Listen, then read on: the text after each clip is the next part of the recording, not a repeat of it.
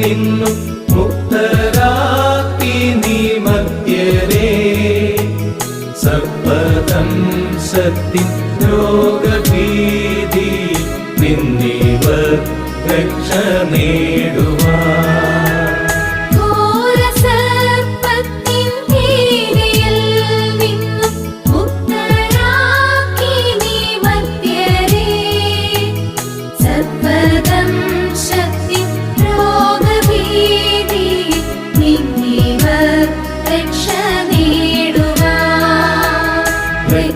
സാക്ഷിയം ഇവർ